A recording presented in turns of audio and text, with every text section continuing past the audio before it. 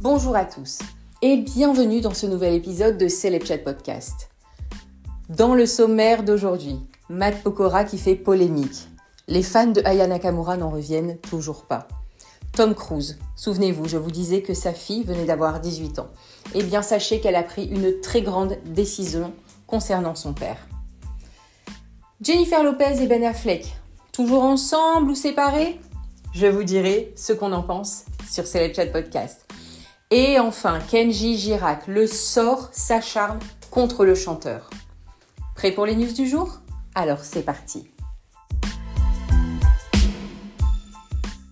Et je vous disais donc en sommaire, Matt Pokora a créé une énorme polémique après ses propos sur les JO 2024 et les fans d'Aya Nakamura sont encore un peu énervés. Je vous explique depuis le début. Souvenez-vous, le 15 avril dernier, le président de la République Emmanuel Macron avait mis un terme à une polémique. Il a en effet confirmé qu'Aya Nakamura fera partie des artistes présents à la cérémonie d'ouverture des JO de Paris le 26 juillet prochain. Et le chef de l'État a justifié sur son choix en mentionnant l'immense talent de la chanteuse. Et il avait même dit « Elle fait partie des grandes artistes françaises, de celles qui sont le plus plébiscitées à travers le monde. » Bon, on pensait dès lors la controverse éteinte. Mais elle a repris de plus belle avec une interview de Matt Pokora. Le chanteur était interrogé par BFM TV à l'occasion de la sortie de son morceau « Chez toi, chez moi ». Et il a expliqué qu'il se sentait légitime pour participer à l'événement et ne comprenait pas le choix des organisateurs d'avoir préféré Aya Nakamura à lui. Bon, après les polémiques au relent raciste, remettant en cause le bien fondé de la participation d'Aya Nakamura, Matt Pokora a rendu public un duo qui s'appelait, je vous le disais, « Chez toi, chez moi » et qui se veut rassembleur. Ce single qu'il interprète avec l'artiste congolais Fally Ipupa résonne comme un appel à la communion, à quelques semaines de la venue quand même de millions de touristes en provenance des 4 coins de la planète. Et du coup, il a voulu expliquer sa démarche. Il a dit « Le but, c'est que tout le monde se l'approprie, que cette génération puisse danser ensemble sur ces rythmes-là et communier. » Ce morceau, c'est une communion. C'est ça le sport, c'est ça les JO et c'est ça le partage. Une chanson que l'artiste imagine donc comme l'hymne non officiel de la compétition. Bon, cet appel musical à la paix et à l'union entre les peuples n'aura pas suffi à convaincre les organisateurs de la cérémonie d'ouverture des Jeux Olympiques de Paris. Et Matt Pokora ne participera donc pas à cette grande messe du sport mondial. Eh bien, sachez que c'est une situation qui l'a rendu très amer. Et il s'est confié au journaliste de BFM TV. Et il a dit « J'aurais aimé le faire et on ne me l'a pas proposé. » Ensuite, il se présente lui-même comme peut-être le chanteur le plus proche du monde du sport et sûrement celui qui fait les plus grosses prestations scéniques depuis 15-20 ans maintenant. Comme il l'a confié, le chanteur n'a toutefois pas perdu l'espoir de voir les organisateurs, écoutez bien, changer d'avis. Il a dit « Je ne vais pas chanter à la cérémonie, mais peut-être qu'ils vont se réveiller en écoutant le son. On verra. » Avant d'ajouter qu'il est prêt à se produire à la place d'Aya Nakamura si on le lui demande. Il a même dit « Je ne sais même pas ce qu'il prévoit pour la cérémonie. » On a eu la rumeur d'Aya Nakamura, mais on ne sait rien, donc on ne sait jamais. Si le peuple demande et pousse, on va y aller, on est partant. Une affirmation qui a agité les fans de la chanteuse sur les réseaux sociaux. Rappelons quand même que c'est le 2e clash entre les deux artistes, après celui ayant eu lieu en marge des MTV European Music Awards en 2020. Bien sûr, on va suivre ça avec beaucoup d'attention. Et on vous en reparlera sur Celeb Chat Podcast. Souvenez-vous, dans un précédent épisode, je vous parlais de Suri Cruise, la fille de Katie Holmes et Tom Cruise.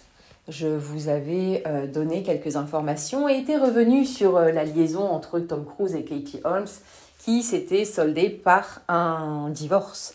Et bien sûr, il vient d'avoir 18 ans. Et à cette occasion, la jeune femme a pris une décision radicale. Il y a quelques jours, le 9 mai, le magazine Hello a révélé que Suri avait changé de nom de famille. Elle s'appelle désormais Suri Noël, faisant référence au deuxième prénom de sa mère.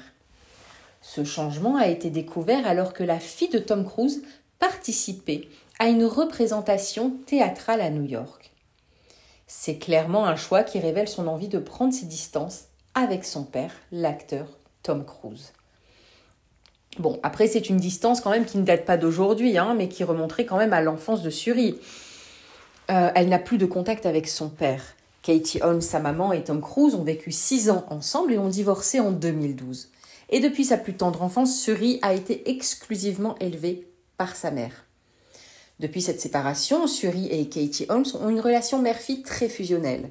En 2022, Katie Holmes avait d'ailleurs évoqué la relation qu'elle entretient avec sa fille auprès du magazine InStyle. Et elle avait dit « Je l'aime tellement, mon plus grand objectif a toujours été de la guider vers son individualité, de m'assurer qu'elle soit elle-même à 100% forte, confiante et capable, et qu'elle le sache. » Sachez qu'au moment de sa naissance, la petite Suri était l'un des bébés les plus célèbres du monde et les projecteurs et les paparazzis se sont estompés au fil du temps. Jennifer Lopez et Ben Affleck. Séparés, pas séparés, c'est la rumeur qui enfle. Y aurait-il de l'eau dans le gaz entre Jennifer Lopez et Ben Affleck ? Ils sont mariés depuis août 2022 et le couple traversait actuellement une mauvaise passe, à tel point que la presse américaine parle déjà de divorce. Ça fait bientôt plus de 47 jours que la chanteuse de 53 ans et l'acteur de 51 ans n'ont pas été aperçus ensemble. Pire encore, Jennifer Lopez est apparue il y a quelques heures dans un studio de danse à Los Angeles sans son alliance à son doigt. Bon, ce n'est pas la première fois que Jennifer Lopez et Ben Affleck doivent faire face à des rumeurs de divorce. Lors de leur récente apparition, ils semblaient en effet mal à l'aise et Ben Affleck affichait une mine blasée et agacée. Contre toute attente, Jennifer Lopez avait pris la parole pour faire taire les mauvaises langues et assurer que tout allait bien entre eux, même si Ben Affleck avait l'air de tirer la tronche. Bon, aujourd'hui, pas question pour J-Lo de contredire les rumeurs. Elle a d'ailleurs été grillée sur Instagram en train de liker des publications concernant les relations amoureuses.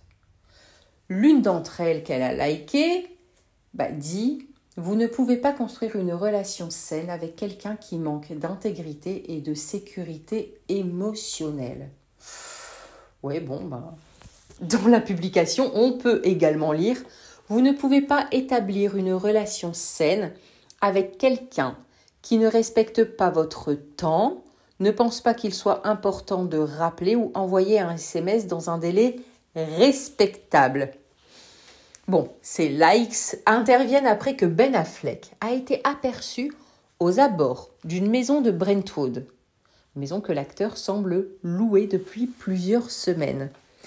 Donc on se demande, aurait-il quitté le domicile conjugal de Beverly Hills ? Selon le magazine In Touch, Jennifer Lopez et Ben Affleck seraient bel et bien séparés depuis un petit moment, mais attendraient avant d'officialiser les choses. Selon le magazine, le message est clair, c'est fini, il se dirige vers un divorce. Et pour une fois, Ben n'est pas à blâmer. Et il est aussi confirmé dans ce même magazine qu'ils ne vivent plus ensemble. Il est écrit « Ben se concentre désormais sur son travail et ses enfants. Ben a déjà déménagé et il devrait probablement vendre la maison de leurs rêves qu'ils cherchaient quand même depuis 2 ans. Ils ne cesseront jamais de s'aimer, mais elle ne peut pas le contrôler et il ne peut pas la changer. Il n'y a aucune chance que cela ait pu durer. » Bon, je vous le rappelle, l'histoire d'amour entre les deux stars a démarré en 2002. 2 ans plus tard, l'acteur avait tristement quitté la chanteuse et mettait fin à leur projet de mariage après leur fiançailles. Apparemment, la pression médiatique et la grande carrière de J-Lo avaient eu raison de leur romance. Juste après, Jennifer Lopez épousait le chanteur Marc Anthony. Et de ce mariage sont nés leurs jumeaux Max et Aimee. Après son divorce avec le père de ses enfants, J-Lo a été en couple avec le danseur Chris Judd, puis le joueur de basketball Alex Rodriguez. Joueur de baseball, pardon. Et c'est finalement en 2021 qu'elle avait renoué avec Ben Affleck, qui lui aussi a fait sa vie entre-temps. Il avait eu un mariage avec l'actrice Jennifer Garner, puis quelques relations avec l'actrice Anna de Armas. Et puis ils s'étaient retrouvés et ça avait fait les choux gras de la presse. Ils étaient à nouveau amoureux et ils se sont mariés en août 2022 lors d'une cérémonie qui s'est déroulée en Géorgie.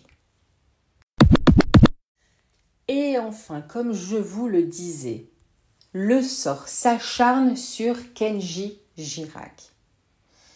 Le chanteur est toujours en convalescence. Souvenez-vous, dans la nuit du dimanche 21 au lundi 22 avril, l'artiste âgé de 27 ans aujourd'hui a été blessé par balle au niveau du thorax sur une aire de communauté des gens du voyage à Biscarrosse. Face aux enquêteurs, ce dernier avait expliqué avoir manipulé une arme suite à une dispute avec son épouse Soraya Miranda. Son but était visiblement de mettre en scène un suicide afin d'empêcher la mère de sa fille de le quitter. Et c'était une version qui avait été confirmée par le procureur de Mont-de-Marsan. Il a eu très peur quand il l'a entendu parler de départ. Et il y a eu un moment de panique et il a voulu à son tour lui faire peur. Et en quelque sorte, il a simulé un suicide. Il a dit assumer ce qu'il fait tout en le regrettant très fortement. Il maintient qu'il s'agit d'une simulation de suicide. Des problèmes d'addiction à la cocaïne et à l'alcool du chanteur avaient été également évoqués lors de cette conférence de presse. Et après plusieurs jours d'absence, le chanteur avait finalement pris la décision de briser le silence. Je vous l'avais dit dans un des épisodes précédents, et c'est à travers une publication Instagram qu'il remerciait notamment le ciel d'être en vie. Il avait écrit « Il y a 10 ans, je gagnais The Voice, grâce à vous. Et cette date est à jamais gravée dans mon cœur. J'aurais tant voulu vous rendre un peu de tout ce que vous m'avez donné en étant sur scène aujourd'hui pour fêter cet anniversaire. Mais ce n'est pas possible et j'en suis responsable. Je tenais en ce jour spécial qui a changé ma vie m'excuser au prix de vous tous car je sais toute la peine et le souci que j'ai pu vous faire. » Et puis il avait conclu par « Je me soigne, je me repose pour revenir encore plus fort grâce à vous. Et je veux laisser cette période de ma vie derrière moi. Je remercie le ciel d'être en vie. Merci Seigneur, je vous aime. » Le chanteur est impatient de retrouver son public. Mais Kenji Girac ne serait pourtant pas prêt de remonter sur scène. Selon les dernières informations de Paris Match, la convalescence de l'artiste serait désormais estimée à 3 longs mois minimum. Je rappelle qu'initialement, il avait reçu un arrêt de travail pour une période de 30 jours.